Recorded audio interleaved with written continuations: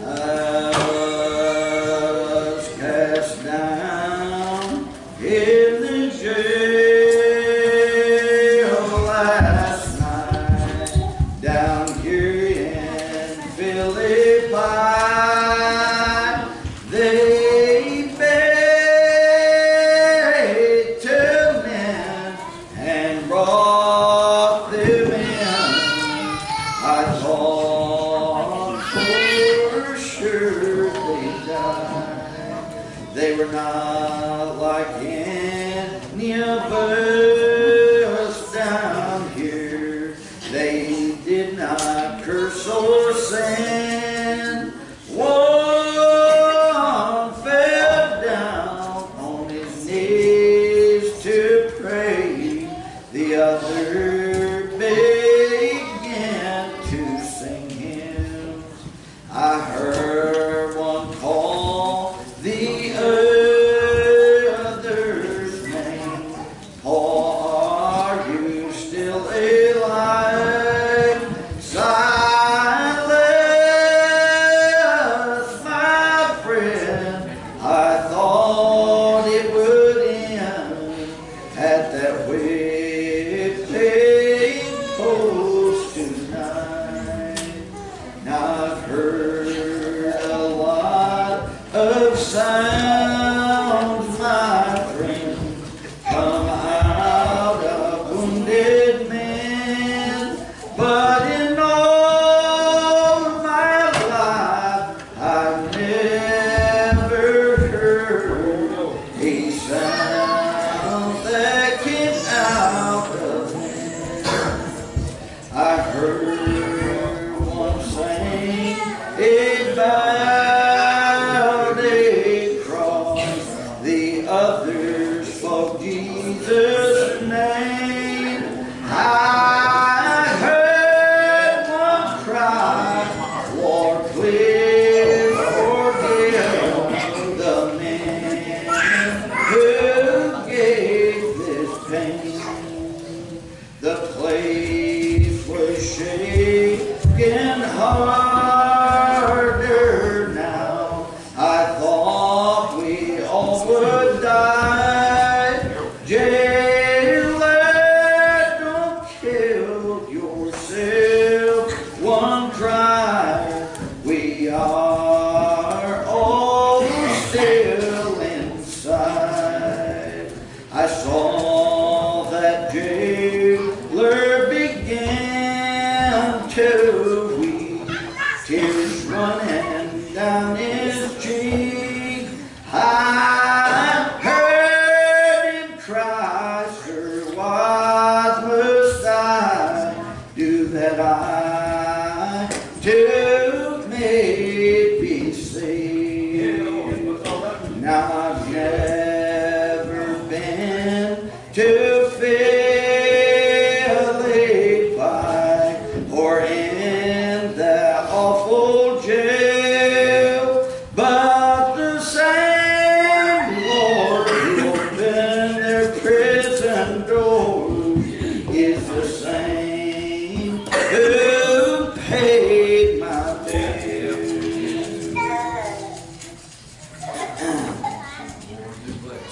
He didn't just pay my bail, he paid all men everywhere if they would turn to him. I've enjoyed the things that we've already been listening to. I don't intend to stand but just a few minutes. But I realize that God has got all power, both in heaven and earth. He's able to do things. He speaks, the Bible says, and it stands. He commands, and it's unmovable. And that's the way that it is. This ain't about, and I try to get this across to men and women, this ain't about religion. This ain't about denomination. This is about salvation. And salvation is ordered of the Lord. That's the only thing that I know to tell men and women. Get ready to meet the Lord. You knew that today was your last day. I just wonder how that you would live it. guarantee you we'd all be thinking different thoughts. Guarantee you we'd all be doing things just a little different. But today may be my last day.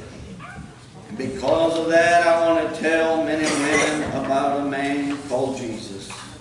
About a man that's able to do more for you in that amount of time than all the people that you're surrounded by that they can do for you in a lifetime.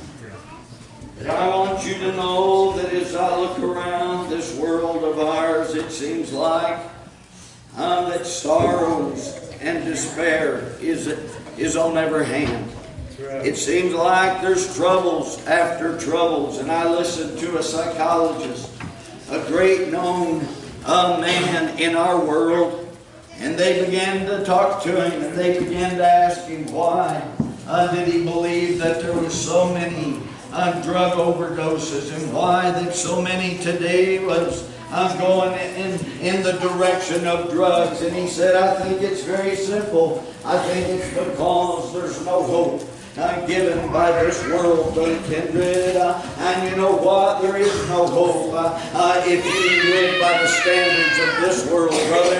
It's just all now, here and now, and that's all that there is. But I'm glad that I listened, that when I was a young man and I found myself alienated from the commonwealth of God's children, brother, and without God, having no hope in this world, brother, that somebody come by and visited me, brother, and listen, and he testified the very same sentiments that I've heard all my life as a child, listening to the preacher, brother, and this man that I'm talking about that came my way, his name is Jesus. That's that light that was in the beginning, Brother Lonnie, and I believe that with everything that's in me. But I want men and women to understand that this world,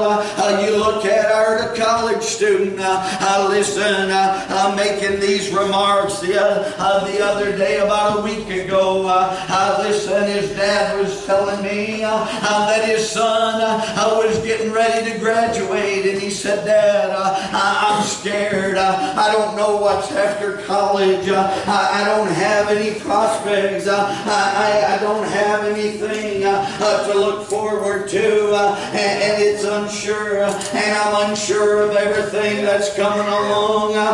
Brother, listen, and all I could think of was, well, I know where a hope is. That's an anchoring to the soul, sure and steadfast, brother, and this world ain't going to give it to him, Brother Billy Joe.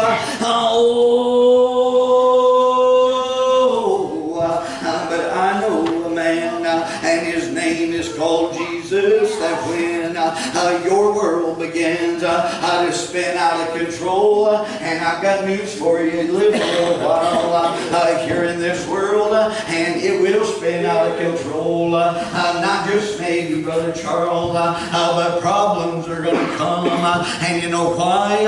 It's not because God is out of control, or God ain't listen in this world, brother, but listen, it's because we're living in a broken world, Brother Cotton, and it ain't going to get no better in this world.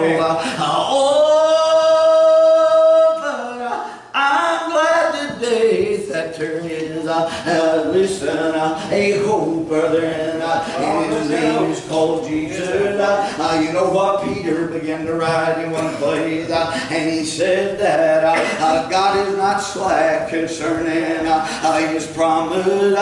Listen, everybody looks around, and they always say that, well, it's been preached and repreached, that he's coming back. Well, where is he at?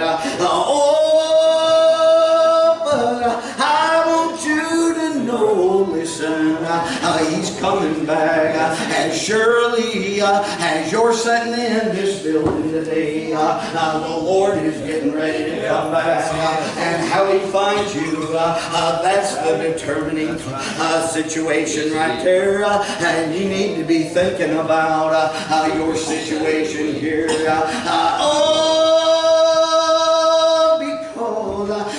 Listen, you know what? One day Jesus walked. He had been up on the mountain. And you know what happened? That old devil come to him and began to tempt him in all points, brother. And that's what the Bible says. He tempted him, even showed him the kingdoms of this world. And that devil said, I'll give them to you. All you got to do is get down on your knees and worship me. But the Lord never done that, brother. And, but Jesus was all done with those temptations there. He came down, brother, and he went back to the little town where he was raised in. And you know what? He went in the synagogue. And when he got in the synagogue, somebody brought over the scroll of Isaiah the prophet. And Jesus, I just wonder if he even bothered to open the books. He's the one that wrote them, brother.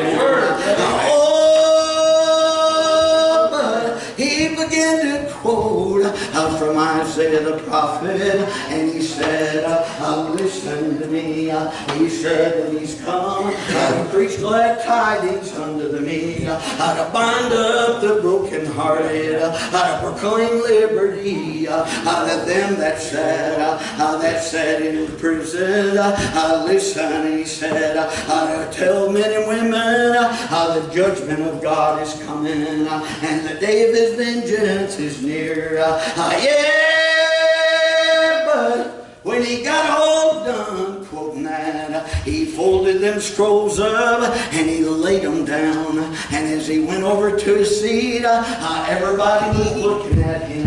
And you know what he done? He said, this day those scriptures is fulfilled in your ears. And they began to whisper one to another, I don't understand it.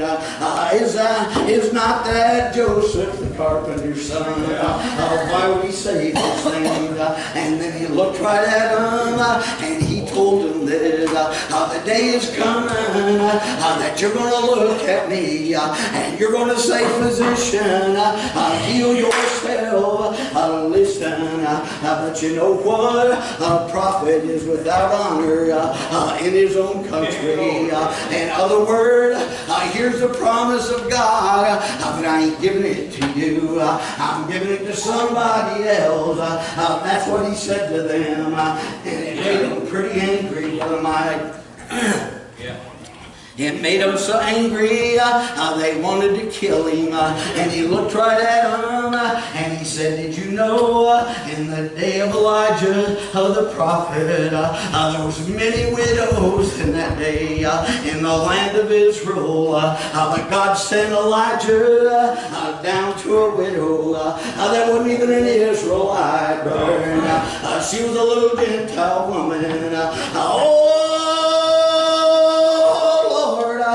Do you ever get down and out and wonder, God, where do I fit in? How does this world work? How can I make it in this world? Did you know Elijah the prophet, a mighty man in word indeed? God Almighty put His hand upon him, and yet, brother, listen, God told him it wasn't going to rain for a period of time, and God told Elijah, that's all right, listen, go down by this little brook, and I'll sustain thee. But Elijah went, brother, and he would bring right out of that little brook No rain was falling for over 3 years. And you know what? God said, I'll command even the ravens to bring you bread and flesh in the morning and bread and flesh in the evening time. And He done that. But you know what happened? Life happened, brother. And that brook dried up, Brother Lonnie. You mean God sent Him down there and then allowed the brook to dry up? And you know what? Elijah never even questioned God over that. Because when troubles come along, I've got good news. God's already got your answer. When the questions come, Brother Billy Joe, hold on to that hope. That's an anchor to your soul. It'll lead you, it'll comfort you, it'll help your children. When they see you having faith, it'll be an encouragement to them. Listen to me. You know what? I was reading last night of a man had a little family down in Texas. This is the world we're living in. A good Christian man, Brother Jeb, had a good wife and had 2 little children. And brother, good church-going members.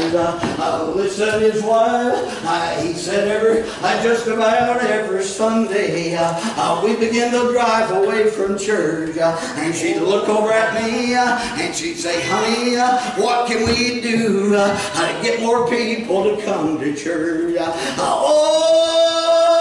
But one day down there in Texas, there come a storm. They knowed it was going to rain, but nobody imagined it would rain like that. In 90 minutes of time, the river raised 28 feet. And you know what, that man, he had his little family. They was on a little camping trip. They rented them a little cabin. And you know what? The river rose, and it rose and it rose until he was coming in the door. They all got up on top of the cabin. But the water kept coming and washed that cabin right off of its foundation. And you know what? That man woke up a few hours later, and he was the only one alive. His wife and his children, they never made it. His hip was broke and his ribs were broke. But listen, they even had to put off having a little memorial meeting. And you know what? He stood right up and he said, what a tragedy. You know what? Down in Corpus Christi is where this happened. And the whole town come to this memorial service. That man got up and he looked at everybody, Brother Lonnie, and he began to cry. He said, my greatest love in this world is now gone. My 2 little children are gone. And I know everybody wants me to throw the towel in and to say all hope is lost. He said, but I can't say that. But I'm going to stand here and say, finally my wife got her wish. Everybody was there at church. That man stood and said, I'd let every bone of my body be broken right now if it would bring my family back. He said, but you know what? I know I'm living in a broken world. And you know what? He said, my children were young. My wife a good Christian. And you know what I've got? I've got a hole down in the anchoring of my soul. And one of these days I'm gonna go and I'm gonna meet meet them again in a better world than this one. This world, you want to see the fruits of this world? Look at our pictures hanging on our back wall. That's our little memorial list of all our members back there. And you know what? It's going to grow, and it's going to grow, Brother Lonnie. But it's all right, because one of these mornings, I believe that the Lord is going to call. He's going to leave heaven with a shout. I'm going to hear that shout. They're going to hear that shout. All them that's laying in the grave, they're going to hear the voice of my Lord say, rise up, my love, my dove, and come away. Oh, I'm glad that I'm not meant to stay here always. I know that the sting of death has got to be rough, but you know what? It's going to be all right. That man promised me I'll go right down to the edge of the river. I'll go with you every little bit. You know, the other day, listen, yesterday, my wife was watching that little baby right there, and he was asleep on the living room floor. Listen, and she said, why don't you go in, Papa? I worked all day long, and when I got home, that's how I found him asleep. And she said, it's time to wake him up. Go in there and just wake him up. I started kissing him right on his cheek, and I started saying, where's Papa's little boy? And he opened his eyes, and listen, he began to smile. Can you imagine the smiles that's going to be on their faces when they hear the voice of God say, rise, you that's sleeping in the dark, come away. Blow your banner over. Enter in to the joys of the Lord forever and ever. That's what it's all about.